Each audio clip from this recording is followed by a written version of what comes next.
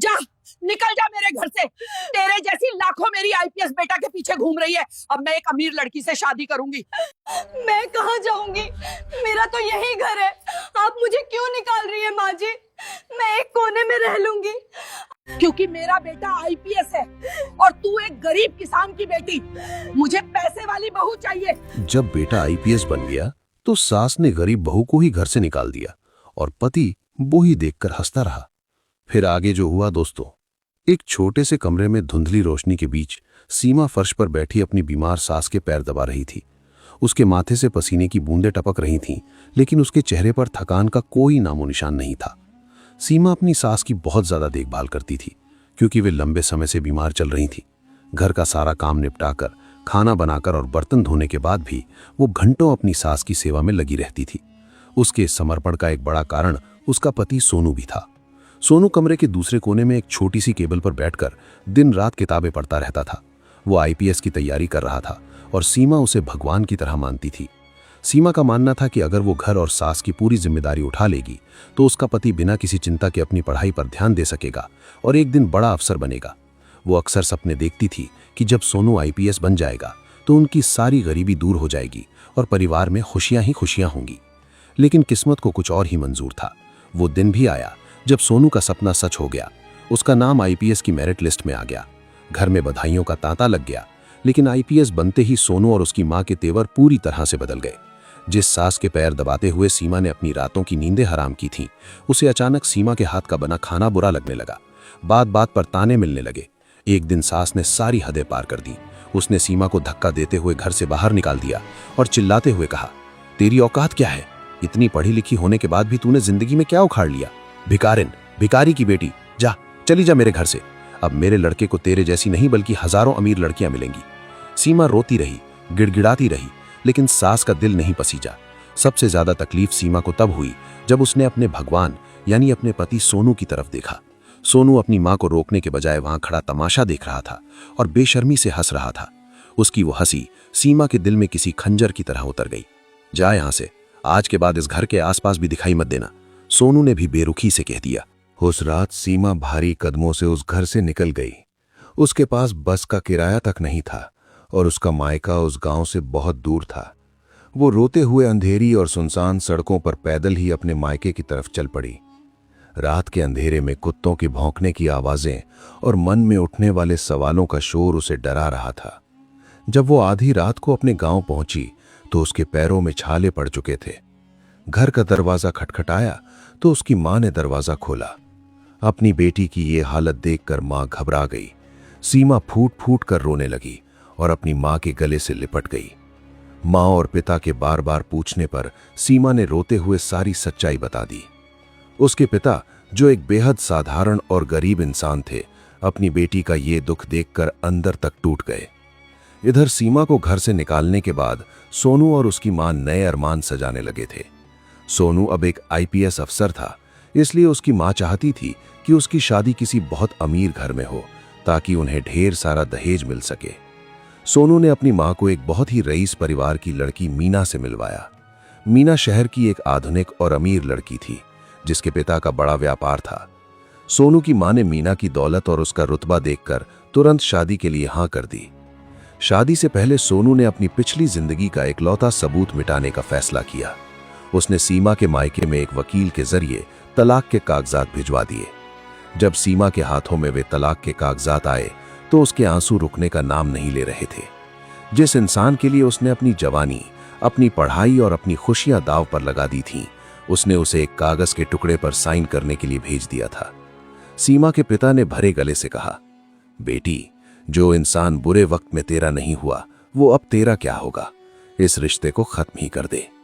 सीमा ने कांपते हाथों से और रोते हुए उन कागजातों पर साइन कर दिए। इसके साथ ही सोनू हमेशा के लिए उसकी जिंदगी से आजाद हो गया।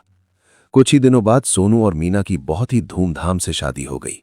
सोनू की मां बहुत खुश थी कि उसके घर में एक अमीर बहू आई है जो ढेर सारा पैसा और गाड़ियां लेकर आई है। लेकिन मीना वैसी बहू नहीं थी जैसी सोनू की मां ने सोची थी। मीना एक बहुत ही घमंडी और मनमानी करने वाली लड़की थी। उसे घर के कामों से कोई लेना देना नहीं था वो अक्सर रात रात भर शहर के महंगे क्लबों में जाती, दोस्तों के साथ डांस करती, शराब पीती और बेतहाशा पैसे उड़ाती थी। उसे अपनी पूरी जिंदगी सिर्फ मजे करने की आदत थी और शादी के बाद भी उसने अपना ये रवैया नहीं बदला। सोनू की मां ने जब मीना को कुछ समझाने की कोशिश की तो मीना ने उसे भी बुरी तरह डांट दिया और अपनी हैसियत याद दिला दी। इसी बीच घर में कोई देखभाल करने वाला ना होने के कारण सोनू की मां की पुरानी बीमारी फिर से उखड़ गई। इस बार बीमारी ने इतना भयानक रूप ले लिया कि उन्हें तुरंत एक महंगे अस्पताल में भर्ती कराना पड़ा। एक तरफ मां अस्पताल के बिस्तर पर जिंदगी और मौत से जूझ रही थी और दूसरी तरफ सोनू की नई नवेली बहू मीना नशे में धुत होकर घर के बिस्तर पर सो रही थी। उसे अपनी सास की बीमारी की कोई परवाह नहीं थी। सोनू, जो अब एक बड़ा अफसर था, अपनी मां की ये हालत और मीना की लापरवाही देखकर अंदर ही अंदर घुटने लगा था। उसे धीरे धीरे अपनी गलती का एहसास होने लगा था, लेकिन अब बहुत देर हो चुकी थी। दूसरी तरफ जोया गांव में अपनी जिंदगी के सबसे बुरे दौर से गुजरने के बाद सीमा ने हार नहीं मानी थी। शुरुआती कुछ महीनों तक वो गहरे डिप्रेशन में रही, लेकिन उसके माता पिता के प्यार और समर्थन ने उसे फिर से खड़ा होने की हिम्मत दी। सीमा ने अपनी पिछली जिंदगी से सबक लिया और तय किया कि वो अब कभी किसी के आगे हाथ नहीं फैलाएगी। सीमा कोई अनपढ़ लड़की नहीं थी। उसने इंजीनियरिंग की पढ़ाई की थी और वो पढ़ाई में हमेशा से बहुत ज्यादा होशियार थी। बस घर गृहस्थी के बोझ ने उसकी काबिलियत को दबा दिया था। जब उसने फिर से दुनिया को करीब से देखना शुरू किया तो उसने पाया कि आर्टिफिशियल इंटेलिजेंस AI का एवोल्यूशन बहुत तेजी से बढ़ रहा है। वो समझ गई कि भविष्य की दुनिया AI के इर्द गिर्द ही घूमने वाली है। उसने तय किया कि वो AI की नई तकनीकों को सीखेगी। उसने अपने पिता से बात की। उसके पिता ने अपनी बची खुची जमा पूंजी और कुछ उधार लेकर सीमा को एक अच्छा लैपटॉप दिला दिया। लैपटॉप मिलते ही सीमा ने दिन रात एक कर दिया। उसने इंटरनेट के जरिए AI, machine learning, data science और प्रॉम्प्ट इंजीनियरिंग की गहराई से पढ़ाई शुरू कर दी। वो घंटों ऑनलाइन कोर्स करती, विदेशी यूनिवर्सिटीज के फ्री लेक्चर सुनती और कोडिंग का अभ्यास करती। कुछ ही महीनों में सीमा ने AI टूल्स का ऐसा जबरदस्त ज्ञान हासिल कर लिया जो बड़े बड़े शहरों के प्रोफेशनल्स के पास भी नहीं था। को काबिल बनाने के बाद सीमा ने सिर्फ अपने बारे में नहीं सोचा। उसका गांव जोया बेरोजगारी से जूझ रहा था। वहां के कई ऐसे युवा थे जिन्हें बड़ी बड़ी कंपनियों ने मंदी और छटनी के नाम पर नौकरी से निकाल दिया था। वे लोग निराश होकर गांव लौट आए थे और अपना भविष्य अंधकार में देख रहे थे। सीमा ने उन युवाओं को इकट्ठा किया और उन्हें AI का महत्व समझाना शुरू किया। उसने गांव में एक छोटी सी जगह पर अपना एक मुफ्त ट्रेनिंग सेंटर खोल लिया। वो उन बेरोजगार युवाओं को सिखाने लगी कि कैसे AI का इस्तेमाल करके वे घर बैठे ही विदेशी कंपनियों के लिए फ्रीलांस काम कर सकते हैं। कैसे वे content creation, graphic designing, coding और ऑटोमेशन के जरिए पैसे कमा सकते हैं। शुरुआत में गांव वालों को यह सब मजाक लगा, लेकिन जब सीमा के सिखाए गए कुछ लड़कों ने इंटरनेट के जरिए डॉलर में पैसे कमाने शुरू किए तो पूरे जोया गांव में क्रांति आ गई। जो लोग कंपनियों से निकाले गए थे, अब वे AI टूल्स की मदद से 10 गुना तेजी से काम करने लगे थे। उनकी काबिलियत देखकर वही कंपनियां उन्हें वापस ऊंचे पैकेजों पर रिमोट वर्क के लिए बुलाने लगी। जोया गांव, जो कभी बेरोजगारी और गरीबी का प्रतीक था, अब एक स्मार्ट विलेज में तब्दील होने लगा। गांव के किसान भी सीमा के पास आने लगे और सीमा ने उन्हें AI पावर्ड मौसम पूर्वानुमान और फसल चक्र के डेटा का उपयोग करना सिखाया, जिससे उनकी पैदावार बढ़ने लगी। गांव में ऐसा विकास होने लगा कि आसपास के गांव के लोग भी जोया गांव का उदाहरण देने लगे और सीमा के पास AI सीखने आने लगे। सीमा ने महसूस किया कि असल समस्या हमारे शिक्षा तंत्र में है। वो गांव के मंचों पर और चौपालों पर लोगों को समझाती थी कि अगर हमें सचमुच जिंदगी में कुछ करना है और अपने बच्चों का भविष्य सुरक्षित करना है तो हमें अपने एजुकेशन सिस्टम को ठीक करना होगा। वो कहती थी, सिर्फ JEE या नीट निकालने से कोई बच्चा सफल नहीं हो जाता। हर बच्चा इंजीनियर या डॉक्टर नहीं बन सकता। हमें बच्चों को सही शिक्षा देनी चाहिए जो आज के वक्त की मांग है। उसकी बातों में इतनी सच्चाई और वजन था कि लोग मंत्रमुग्ध होकर उसे सुनते थे। सीमा ने अपने गांव के प्रधान से बात की। प्रधान जी सीमा के काम और गांव के बदलते हालात से बहुत प्रभावित थे। सीमा ने प्रधान जी के सामने एक प्रस्ताव रखा कि हमें आसपास के 3 गांवों के सरकारी और प्राइवेट स्कूलों के पाठ्यक्रम में AI की शिक्षा को अनिवार्य रूप से जोड़ना चाहिए, ताकि बच्चे बचपन से ही भविष्य की तकनीक के लिए तैयार हो सकें। प्रधान जी ने तुरंत उसकी बात मान ली और पंचायत में प्रस्ताव पारित कर दिया। सीमा अब उन 3 गांवों के स्कूलों में बच्चों और शिक्षकों को एआई की ट्रेनिंग देने लगी थी। ये सब बहुत ही बेहतरीन तरीके से चल रहा था। आसपास के पूरे इलाके में सीमा के संघर्ष, उसकी वापसी और उसकी इस अद्भुत सफलता की चर्चा जोरों पर थी। लोग उसे एक मिसाल के तौर पर देखने लगे थे। इसी बीच सीमा के इस पूरे सफर और उसके संघर्ष को एक इंसान बहुत खामोशी से और गहराई से देख रहा था। उसका नाम विपिन था। विपिन उसी इलाके के एक स्कूल में एक बहुत ही सुलझा हुआ और आदर्शवादी टीचर था। वो काफी समय से सीमा को नोटिस कर रहा था। जिस तरह से सीमा ने अपनी टूटी हुई जिंदगी को समेटा था और दूसरों की जिंदगी संवार रही थी, विपिन उसके इस जज्बे का कायल हो चुका था। वो अक्सर सीमा के एआई जागरूकता कैंप्स में जाता था और दूर से उसे सुनता रहता था। उसके मन में सीमा के लिए एक बहुत गहरा सम्मान और प्रेम पनपने लगा था। लेकिन उसने कभी सीमा के सामने अपनी भावनाओं का इजहार नहीं किया, क्योंकि वो जानता था कि सीमा ने हाल ही में एक बहुत बड़ा धोखा खाया है और अभी उसका पूरा ध्यान सिर्फ समाज को बदलने पर है। इधर शहर के उस महंगे अस्पताल में हालात बद से बदतर होते जा रहे थे। सोनू की मां की हालत बहुत ज्यादा खराब हो गई थी। बड़े बड़े डॉक्टरों की टीम ने उनका चेकअप किया और सोनू को केबिन में बुलाया। डॉक्टर ने सोनू को साफ शब्दों में कह दिया कि उसकी मां को जो बीमारी है उसका सिर्फ दवाइयों से इलाज संभव नहीं है। उस बीमारी में मरीज को हर समय एक ऐसे इंसान की जरूरत होती है जो उसकी दिल से केयर करे, उसे समय पर खाना दे, उसके शरीर की मालिश करे और उसे मानसिक शांति दे, बिल्कुल वैसे ही जैसे कोई अपनी सगी मां की करता है। डॉक्टर ने कहा कि अगर उन्हें 24 घंटे सही पारिवारिक देखभाल नहीं मिली तो उन्हें बचाना नामुमकिन हो जाएगा। सोनू डॉक्टर की बात सुनकर सुन्न रह गया। उसकी आंखों के सामने अचानक सीमा का वो चेहरा आ गया जो फर्श पर बैठकर घंटों उसकी मां के पैर दबाती थी, जो बिना उफ किए हर ताना सहती थी और फिर भी उसके परिवार को अपना मानती थी। और दूसरी तरफ उसकी नई पत्नी मीना थी। मीना तो दूर की बात थी, वो 1 मिनट के लिए भी अस्पताल में रुकने को तैयार नहीं थी। बीमार सास की सेवा करना तो उसके लिए किसी बुरे सपने जैसा था।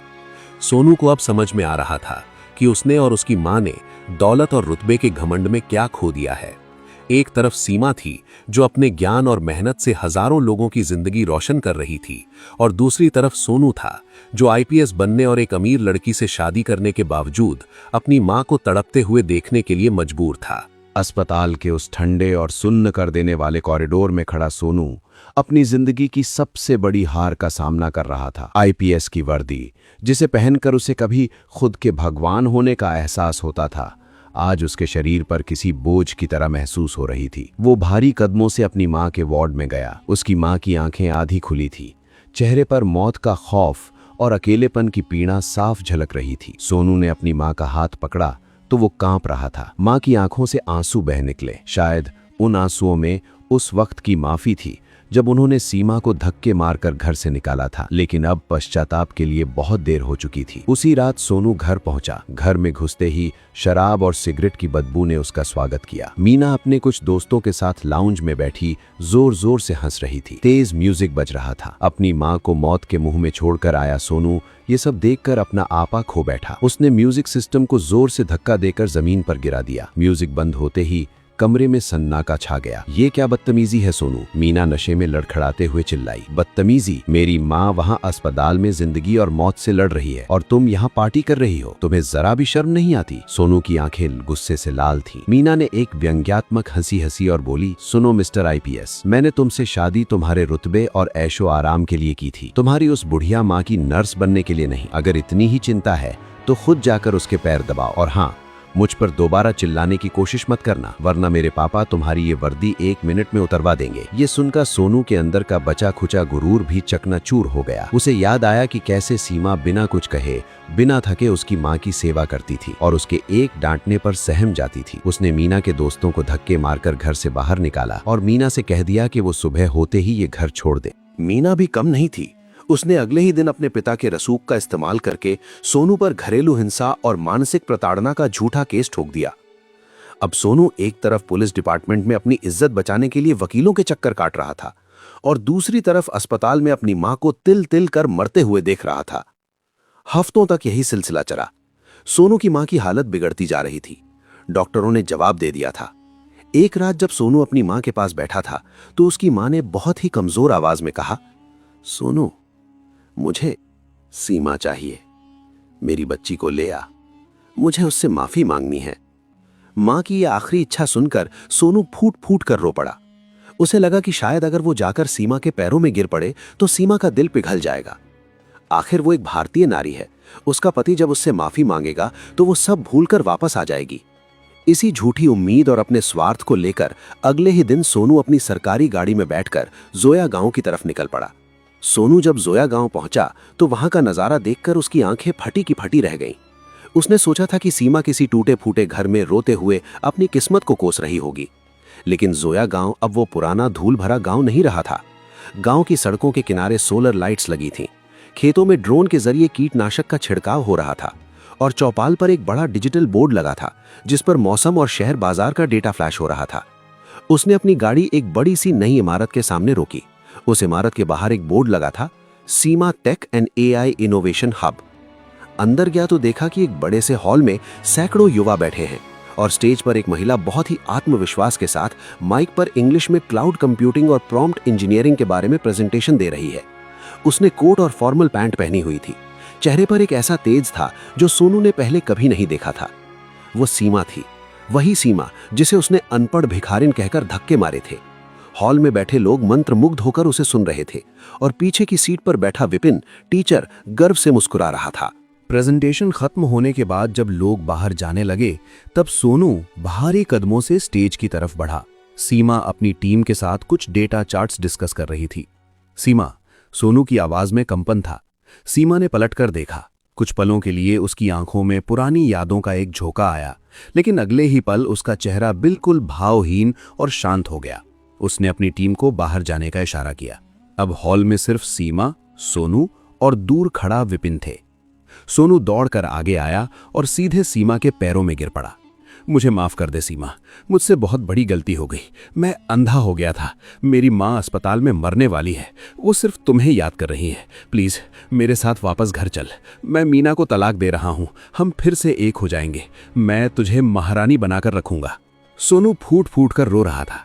उसे लगा कि उसके इन आंसुओं को देखकर सीमा भी रो पड़ेगी और उसे गले लगा लेगी, लेकिन ऐसा कुछ नहीं हुआ। सीमा ने 2 कदम पीछे खींच लिए और बहुत ही शांत लेकिन ठंडी आवाज में कहा, खड़े हो जाओ इंस्पेक्टर साहब, ये वर्दी आप पर अच्छी लगती है। इसके साथ ऐसा गिड़गिड़ाना आपको शोभा नहीं देता। सोनू चौंका। सीमा की आवाज में न कोई नफरत थी न कोई गुस्सा, सिर्फ एक खौफनाक शांति थी। सीमा, तू अब भी मुझसे नाराज है। मैं जानता हूं मेरी मां ने तेरे साथ बुरा किया, लेकिन अब वो जिंदगी की आखिरी सांसें गिन रही है। इंसानियत के नाते ही सही एक बार चलकर उसे माफ कर दे। सोनू ने इमोशनल कार्ड खेलने की कोशिश की। सीमा ने एक गहरी सांस ली और कहा, सोनू, नाराजगी और नफरत उन लोगों से होती है जिनसे कोई रिश्ता हो। मेरे लिए तुम और तुम्हारी मां उसी दिन मर चुके थे जिस दिन तुमने मुझे एक भिखारी समझकर आधी रात को सड़क पर निकाल दिया था। तुमने उस इंसान को घर से निकाला था जो तुम्हें भगवान मानती थी। और आज तुम यहाँ इसलिए नहीं आए हो कि तुम्हें अपने किए पर पछतावा है। तुम यहाँ इसलिए आए हो क्योंकि तुम्हारी नई पत्नी ने तुम्हारी माँ की सेवा करने से इनकार कर दिया है और तुम्हें एक मुफ्त की नौकरानी की जरूरत है। सोनू की आंखें शर्म से झुक गईं। उसके पास कोई जवाब नहीं था। रही बात इंसानियत की, सीमा ने अपनी डेस्क से एक चेकबुक निकाली, उस पर कुछ लिखा और सोनू के सामने बढ़ा दिया। ये 5 लाख रुपए का चेक है। शहर के सबसे अच्छे केयरटेकर ब्यूरो से अपनी मां के लिए एक प्रोफेशनल नर्स रख लेना, उनका इलाज अच्छे से हो जाएगा, लेकिन मुझे दोबारा कभी अपनी शक्ल मत दिखाना। सोनू उस चेक को देखकर सुन्न रह गया। ये वही सीमा थी जिसके पास कभी बस का किराया तक नहीं था और आज वो 5 लाख का चेक ऐसे दे रही थी जैसे कोई मामूली रकम हो। सीमा, पैसा सब कुछ नहीं होता, हमारा एक रिश्ता था। सोनू ने आखिरी कोशिश की। यही बात उस रात तुम्हें और तुम्हारी मां को सोचनी चाहिए थी जब तुम मेरी वफादारी को मेरी औकात के तराजू में तौल रहे थे। जिस कागज के टुकड़े, तलाक के पेपर्स पर तुमने मुझसे साइन करवाए थे, उसने सिर्फ तुम्हें ही नहीं मुझे भी आजाद कर दिया था। अब मेरा रास्ता बहुत आगे निकल चुका है सोनू, लौट जाओ। सीमा ने इतना कहा और बिना मुड़कर देखे हॉल से बाहर निकल गई। सोनू वहीं जमीन पर घुटनों के बल बैठा उस 5 लाख के चेक को देखता रहा। उसे समझ आ गया था कि उसने अपनी जिंदगी का सबसे अनमोल हीरा अपनी ही बेवकूफी से नाली में फेंक दिया था। सोनू भरे हुए मन और टूटे हुए अहंकार के साथ शहर लौट गया। कुछ दिनों बाद उसकी मां का देहांत हो गया। मीना ने कोर्ट में लंबा केस लड़ा और सोनू की आधी से ज्यादा संपत्ति और बैंक बैलेंस एलिमनी के रूप में छीन लिया। सोनू के ऊपर लगे घरेलू हिंसा के केस के कारण उसका प्रमोशन रुक गया और उसकी विभागीय जांच शुरू हो गई। जो इंसान कल तक अपनी कामयाबी के नशे में आसमान में उड़ रहा था, वो आज एक खाली वीरान घर में अकेला डिप्रेशन की गोलियां खाकर अपनी जिंदगी काट रहा था। इधर जोया गांव में जिंदगी एक नए सवेरे की तरफ बढ़ रही थी। उस घटना के कुछ दिन बाद विपिन ने सीमा से अकेले में मुलाकात की। विपिन थोड़ा घबराया हुआ था, लेकिन उसने हिम्मत करके कहा, सीमा जी, मैं जानता हूं आपने अपनी जिंदगी में बहुत कुछ झेला है और शायद आप अब किसी पर भरोसा नहीं करना चाहेंगी। मैं आपको कोई आसमान के तारे तोड़कर लाने का झूठा वादा नहीं करूंगा, लेकिन मैं आपके इस विजन में मैं आसमान के तारे नहीं मैं आपको कोई आसमान के तारे तोड़कर लाने का झूठा वादा नहीं करूंगा, लेकिन मैं आपके इस विजन में, आपके इस सफर में एक साथी बनकर चलना चाहता हूं। मैं आपको अपने से आगे रखना चाहता हूं, आपके पीछे नहीं। क्या आप मेरी जीवन साथी बनेंगी? सीमा ने विपिन की आंखों में देखा। वहां कोई वासना या मालिक बनने का अहंकार नहीं था, वहां सिर्फ एक गहरा सम्मान और ईमानदारी थी। सीमा मुस्कुराई। उस मुस्कुराहट में उसके सारे पिछले दर्द और जख्मों के भर जाने की गवाही थी। मैं आसमान के तारे नहीं चाहती विपिन जी, सीमा ने कोमलता से कहा। मुझे बस एक ऐसा इंसान चाहिए जो मेरी उड़ान को समझे, जो मेरे पंख न काटे। विपिन ने मुस्कुराते हुए हामी भरी। दोनों ने बहुत ही सादगी से गांव के ही एक मंदिर में शादी कर ली। इस शादी में न कोई भारी दहेज था, न दिखावा, बल्कि पूरे 3 गांव के लोग उनकी खुशियों में शामिल होने आए थे। अगले कुछ सालों में सीमा और विपिन ने मिलकर अपने AI एजुकेशन मॉडल को पूरे राज्य के 50 से ज्यादा गांवों में लागू कर दिया। सीमा को राज्य सरकार की तरफ से women innovator of the year का अवार्ड मिला। जिस मंच पर वो अवार्ड ले रही थीं, वहां सामने की पंक्ति में उसके बूढ़े माता पिता बैठे गर्व से आंसू बहा रहे थे। सीमा ने साबित कर दिया था कि एक औरत की असली पहचान किसी की पत्नी या बहू होने में नहीं, बल्कि उसके खुद के हुनर, उसके आत्मसम्मान और दुनिया को बदलने की उसकी ताकत में होती है। और जो इंसान सही वक्त पर सही ज्ञान, तकनीक का हाथ थाम लेता है, दुनिया की कोई भी ताकत उसे फर्श से अर्श तक पहुंचने से नहीं रोक सकती।